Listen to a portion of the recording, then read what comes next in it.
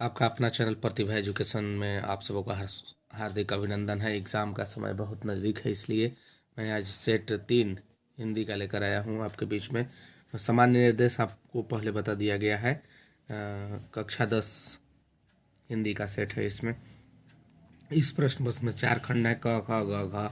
सभी प्रश्न अनिवार्य प्रश्नों की संख्या कुल 40 है। सभी प्रश्नों के लिए 1 अंक निर्धारित किया गया है। सभी प्रश्नों के उत्तर के लिए 4 विकल्प दिए गए हैं।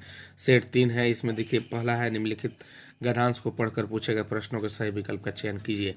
विद्यार्थी जीवन को मानव जीवन की रीढ़ की हड्डी क्यों कहे तो कोई अतिशयोक्ति नहीं होगी। विद्यार्थी काल में बालक में जो संस्कार अमिट रहती है, इसलिए इस काल को आधारशिला कहा जाता है। यदि यह नींव दृढ़ बन जाए तो जीवन सुदृढ़ सुखमय। यदि इस काल में बालक कष्ट सहन कर लेता है तो उसका स्वस्थ सुंदर और मन लगाकर अध्ययन कर लेता है तो उसे ज्ञान मिलता है। इसका मस्तिष्क विकास होता है। विद्यार्थी काल में जो बालक श्रम, अनुशासन, समय और नियमित सोच में ढल जाते हैं वह आदर्श विद्यार्थी बनकर सभ्य नागरिक बन जाते हैं। जैसे देखिए, इसका प्रश्न हम लोग देखते हैं। पहला है, किस समय को मानव जीवन की रीढ़ की हड्डी कहा गया है। किस समय को मानव जीवन का रीढ़ की हड्डी कहा गया है? तो विद्यार्थी जीवन को कहा गया है। ऑप्शन नंबर ब होगा। मानव जीवन के किस काल को आधारशिला कहा गया है? मानव जीवन के किस काल को आधारशिला कहा गया है? तो विद्यार्थी काल को कहा गया है। ऑप्शन नंबर दूसरा का असही होगा। कष्ट सहन करने से बालक का क्या सुंदर बनता है? कष्ट सहन करने से बालक का क्या सुंदर बनता है? चेहरा, घर, स्वस्थ, इनमें से दोनों, यानी इसका स्वस्थ सुंदर बनता है। स आंसर होगा। आगे देखते हैं हम लोग चौथा में, मन लगाकर अध्ययन करने से विद्यार्थी का कैसा विकास होता है? मन लगाकर अध्ययन करने से विद्यार्थी का कैसा विकास होता है? मन लगाकर अध्ययन करने से विद्यार्थी का चौथा का ब आंसर होगा, मानसिक विकास होता है। आगे बढ़ते हैं हम लोग। निम्नलिखित काव्यांश को पढ़कर पूछेगा प्रश्न का सही विकल्प का चयन करें। पथ भूल न जाना पाचिक नहीं, पथ के कांटे तो होंगे ही, दुर्वादल सरिता सर होंगे, सुंदर गिरिवन वापी होंगे। अब देखिए, इसको पढ़ लीजिएगा थोड़ा सा। इसके बाद हम लोग देखते हैं, राही एकाकीपन का अनुभव कब होता है? 5 का ऑप्शन नंबर ए होगा, विफल होने पर आंसर होगा 5 का। 6 में देखते हैं, कवि किस पथ को न भूलने की बात कर रहे हैं? प्रेम पथ, कर्तव्य पथ, गिर पथ, लक्ष्य पथ। 6 का ब आंसर होगा, कर्तव्य पथ कभी नहीं भूलना चाहिए आदमी को। कवि ने कांटे शब्द का प्रयोग किसके लिए किया है? बाधा, निराश, खुशी और विफलता के लिए, यानी स का आंसर नंबर हो जाएगा, बाधा के लिए कहा किया है। कविता में पथिक किसका अर्थ में प्रयुक्त हुआ है? कविता में पथिक किसके लिए प्रयुक्त हुआ है? इसका आंसर हो जाएगा 8 का, राहगीर के लिए। पथिक मन होता है राहगीर, यानी ऑप्शन नंबर ग इसका सही होगा। आगे है बहुविकल्पीय प्रश्न व्याकरण सेट नंबर 3।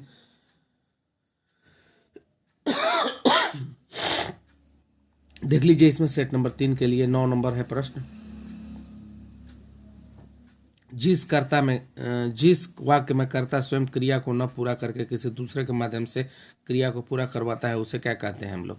9 का ऑप्शन नंबर इसमें हो जाएगा ग, प्रेरणार्थक क्रिया। जैसे वह मुझसे पत्र लिखवाता है, वह मुझसे खाना बनवाता है, मुझसे चला नहीं जाता है, वह मुझसे, माने कहने का मतलब अपने न करके दूसरे से करवाता है, उसको प्रेरणार्थक क्रिया कहते हैं। कौन सा वाक्य कर्मक क्रिया का उदाहरण है? अकर्मक क्रिया, आपको मैं पिछले में भी बताया हूँ कि अकर्मक क्रिया जिसमें क्या लगाकर प्रश्न पूछते हैं वो सही जवाब मिलता है तो वह सकर्मक होता है, लेकिन अकर्मक जिसमें जवाब नहीं मिलता है उसको अकर्मक। 10 का ऑप्शन नंबर कौन हो जाएगा? वे लोग मैदान में दौड़ रहे हैं, राधिका कविता पढ़ रही है, सूर्यदेव पान खा रहा है। क्या खा रहा है सूर्यदेव? वे लोग दौड़ रहे हैं, यानी 10 का अकर्मक क्रिया क होगा इसका आंसर। वे लोग मैदान में दौड़ रहे हैं, अकर्मक क्रिया। देखिए, इसमें क्या दौड़ रहा है नहीं मिल रहा है ना। राधिका कविता पढ़ते, क्या पढ़ते? कविता पढ़ते। सूर्यदेव पान खा रहा है, क्या खा रहा है? पान खा रहा है। मोहन पतंग उड़ा रहा है, मोहन क्या उड़ा रहा है? पतंग उड़ा रहा है। यानी इसमें देखिए, वे लोग मैदान में थे, क्या 10 का क्या होगा? क होगा। हवा धीरे धीरे बह रही है, इस वाक्य की क्रिया का भेद क्या है? धीरे धीरे, सकर्मक क्रिया, कर्मक क्रिया, द्विकर्मक, धीरे धीरे बहना। 11 का ऑप्शन नंबर क होगा, सकर्मक क्रिया है। क्या बह रही है? हवा बह रही है, यानी 11 का क होगा आंसर। अब देखिए 12 में देखते हैं हम लोग। 12 में सभी मैदान में खेल रहे हैं, इनमें क्रियापद क्या है? खेल रहे हैं। इसमें कौन होना चाहिए? 12 का ग आंसर होना चाहिए, खेल रहे हैं। बोले ना, उसमें ना नहीं लगा रहता है क्रिया में। मैं कहानी पढ़ता हूँ, किस वाक्य का उदाहरण है? मैं पढ़ता हूँ। 13 का कर्तृवाच्य का उदाहरण है। जिस वाक्य की क्रिया हमेशा पुल्लिंग एक वचन है, अन्य पुरुष में होता है, वह वाच्य क्या कहलाता है? 14 का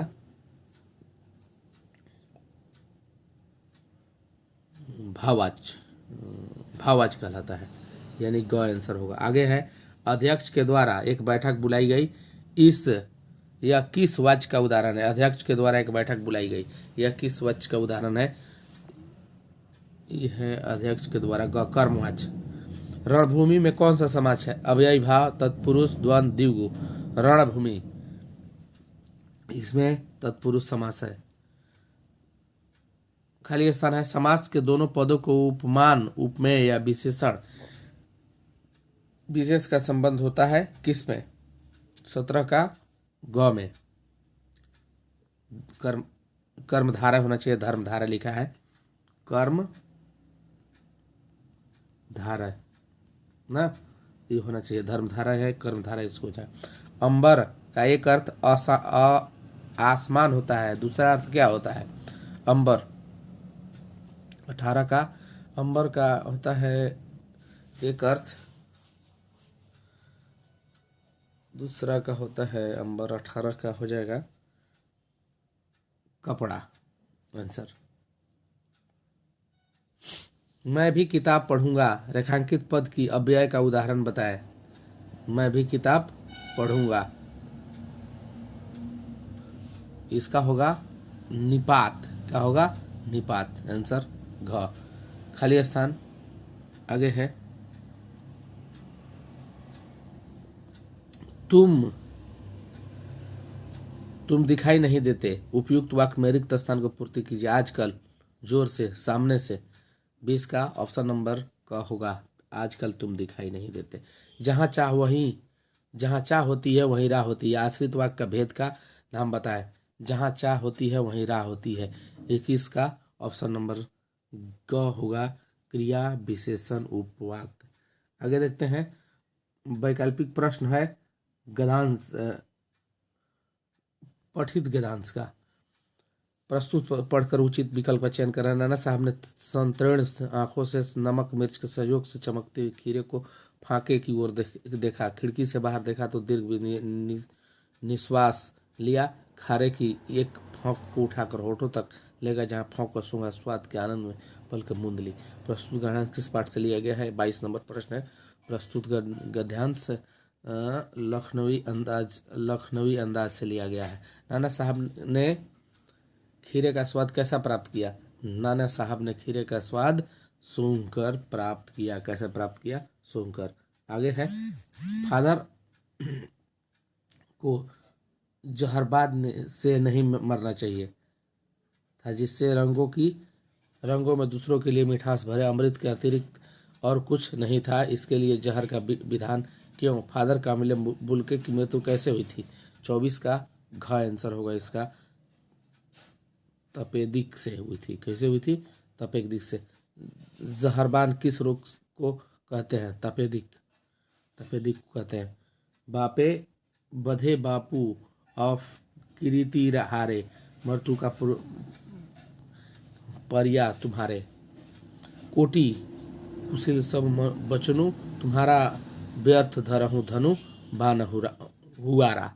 लक्ष्मण परशुराम से संघर्ष क्यों नहीं करना चाहते थे? संघर्ष नहीं। 26 का ऑप्शन नंबर घ होगा, क्यों नहीं करना चाहते थे? क्योंकि परशुराम ब्राह्मण थे, ब्राह्मण से बहस नहीं करना चाहिए। आगे है परशुराम बड़े थे, किसके वचन कोटि कुलिस के समान था। 27 का ऑप्शन नंबर ग। परशुराम से संवाद हो रहा था तो उन्हीं का ना था।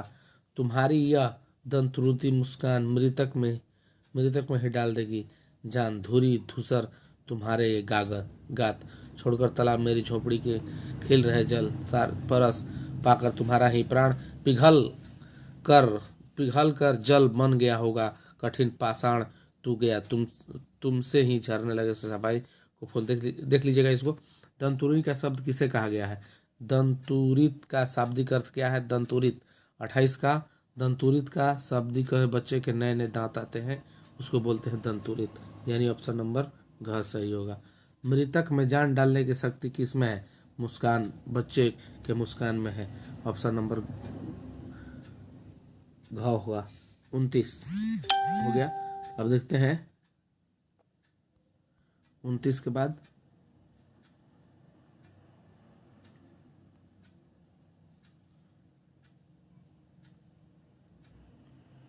30 में आते हैं। देख लीजिए, तुलसीदास ने भृगु कुल के हवज किसे कहा है? 30 का ऑप्शन नंबर ग परशुराम को कहा गया है। उत्साह कविता में किसे संबोधित किया गया? उत्साह कविता में बादल को संबोधित किया गया। अट नहीं है रही है कविता में किस ऋतु का वर्णन किया गया है? अट रही नहीं है बसंत ऋतु का वर्णन किया गया। कवि किसे धन्य कहा है? कवि किसे धन्य कहा है? कवि माँ को धन्य कहा है। हर सुख में क्या छिपा रहता है? हर सुख में दुख छिपा रहता है। जॉर्ज पंचम की लाट से क्या गायब हो गई थी? जॉर्ज पंचम की लाट से नाक गायब हो गई थी। गैंगटोक नगर किस राज्य की राजधानी है? गैंगटोक नगर किस राज्य की राजधानी है? देखिए, गैंगटोक नगर जो है सिक्किम की राजधानी है। बाबूजी की पूजा वाली आचमनी क्या बनती है? 37 का हो जाएगा, 37 का हो जाएगा कलछी बनती है। फादर कामिल बुल्के की मृत्यु कैसे हुई थी? तापेदिस से हुई थी। 38 का जहरबाद से। बाल गोविंद भगत क्या थे? बाल गोविंद भगत गृहस्थ थे। बिस्मिल्लाह खां के पिताजी की शहनाई कहाँ बजाते थे? पिताजी की शहनाई कहाँ बजाते थे? दरबार में बजाते थे, यानी इसमें ऑप्शन नंबर ठीक नहीं है, दरबार में बजाते थे। आप लोग देख लीजिएगा इसको, इसमें दरबार आंसर होगा। चलिए, बहुत बहुत धन्यवाद आप सबों को। आगे देखते हैं हम लोग।